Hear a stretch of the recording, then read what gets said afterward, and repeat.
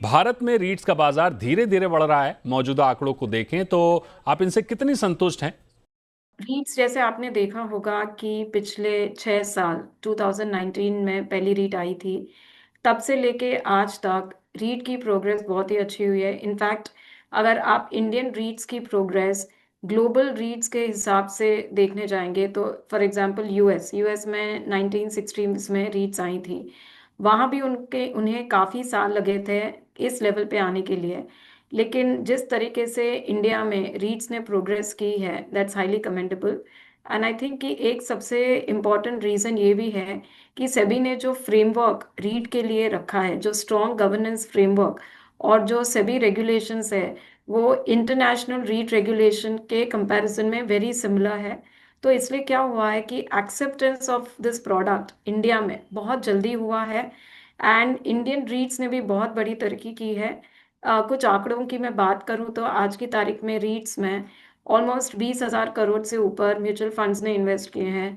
Foreign portfolio investors ने 20,000 करोड़ के ऊपर इन्वेस्ट किया है। इंश्योरेंस कंपनी ने 7,000 करोड़ के ऊपर इन्वेस्ट किया है। पेंशन फंड्स ने भी अब शुरुआत की है। और इंडिविजुअल इन्वेस्टर्स की भी आप बात करेंगे तो इंडिविजुअल इन्वेस्टर्स ने भी पहले जब भी 2019 में रीट्स आई थी तो आंकड़ा सिर्फ अराउंड 7,000 यूनिट होल्डर्स था, 7,000। और अब ये बढ़ के 2.5 लाख के ऊपर चला गया है। ना ऑब्वियसली 2.5 लाख भी बहुत कम है as compare to mutual fund के इन्वेस्टर्स। हम देखने जाएंगे तो वहां पर ऑलमोस्ट 4 करोड़ के ऊपर इन्वेस्टर्स है। तो उस हिसाब से रीट को अभी बहुत ज़्यादा मेहनत करनी है। हमें सबको बहुत ज़्यादा मेहनत करनी है टू मेक श्योर कि हम अवेयरनेस क्रिएट करें और ज़्यादा से ज़्यादा इन्वेस्टर्स ला सकें। बट इन टर्म्स ऑफ आप ग्रोथ देखने जाओगे तो आपने जैसे कहा 5,000 करोड़ का हमने सालाना डिविडेंड पे आउट दिया है। और डबल डिजिट ग्रोथ दी है। आप अगर देखने जाओगे सभी रीट्स ने मिला के on an average double digit growth दी है रेवेन्यू में, एनओआई में, डिस्ट्रीब्यूशन में। तो ये it's a very good signal market के लिए भी। Preeti ji, average dividend yield Bharat में 6 से 7% है। विकसित देशों में जहां लिस्टेड रीट्स की संख्या कई गुना अधिक है, उसके बाद भी वहां एवरेज डिविडेंड यील्ड अधिकतम 5 से 7% ही है। ये एक्सेप्टेबल है या इसके और बढ़ने के अनुमान आपको दिख रहे हैं? सो दीपक जी, जैसे आपने सही कहा कि हमारी 6-7% यील्ड दी गई है अब तक। अगर ये प्रोडक्ट आप देखेंगे तो ये सिर्फ यील्ड प्रोडक्ट नहीं है। इंडिया में बिकॉज इंडिया इमर्जिंग मार्केट है, ग्रोथ मार्केट है, तो यील्ड के साथ साथ ग्रोथ भी इस प्रोडक्ट में शामिल है। तो ओवरऑल आप देखेंगे तो एक यील्ड तो है 6-7%, बट जो रेंटल ग्रोथ होती है वो ओवर अ लॉन्ग टर्म हमने देखा है कि एनीवे बिटवीन 6-8% रेंटल ग्रोथ भी हुई है। तो आप जब दोनों को जोड़ेंगे तो अबाउट 6-7% यील्ड, 6-7% ग्रोथ, तो अराउंड 12-14% जितनी टोटल रिटर्न हो सकती है लॉन्ग टर्म इन्वेस्टमेंट में। ना आप ये अगर डेवलप नेशन से कंपेयर करोगे, लाइक से यूएस है, जापान है, ना वहां पर क्या है, because these are matured economies, तो वहां पर ग्रोथ इज मिनिमल।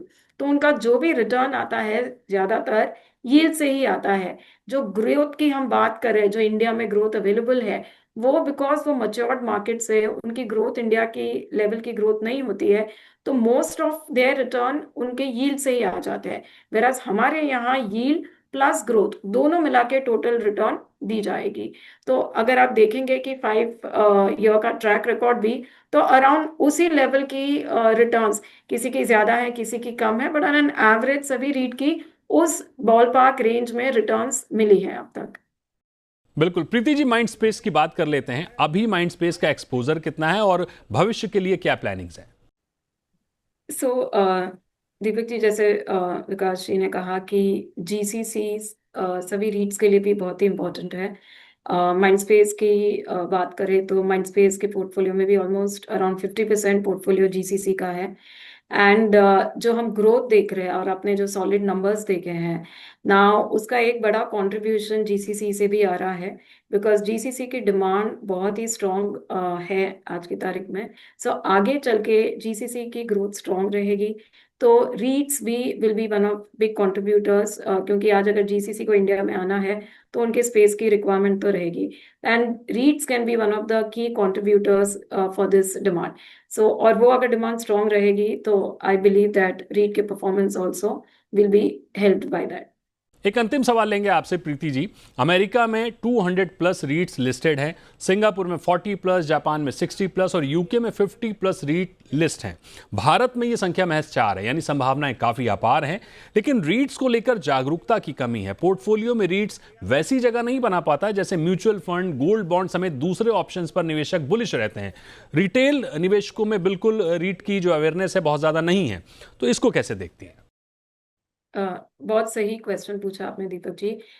इनफैक्ट जो इंडियन रीट एसोसिएशन की आज की तारीख में सबसे बड़ी प्रायोरिटी जो है वो है इन्वेस्टर एजुकेशन एंड अवेयरनेस। और इस चीज में आप अगर देखने जाएंगे इवन इन द लास्ट 1 साल में तो हमने बहुत सारी चीजें की है। एक तो हमने हर एक सिटी में जाके रोड शोज किए हैं, जहां हमने HNI है, ब्रोकर्स है, पोर्टफोलियो मैनेजर्स है, इन्वेस्टमेंट एडवाइजर्स है, उन सभी के साथ हमने मीटिंग्स की है, उन्हें ये प्रोडक्ट क्या है समझाया है। हमने एजुकेशन इंस्टीट्यूट्स जैसे IIMs है, ISBs है या और कोई भी स्कूल्स है, हम उनके साथ भी प्रोग्राम्स करते हैं कि उनके स्टूडेंट्स को पता चले। हम इंस्टीट्यूट ऑफ चार्टर्ड अकाउंटेंट्स है, उनके साथ हमने काफ़ी सारे प्रोग्राम्स किए हैं। हम जो स्टॉक एक्सचेंजेस है या वेल्थ मैनेजर्स हैं, तो ये सभी चीज़ें हमने लास्ट 1.5 years में की है और आगे चल के इसे ज़्यादा ही करेंगे।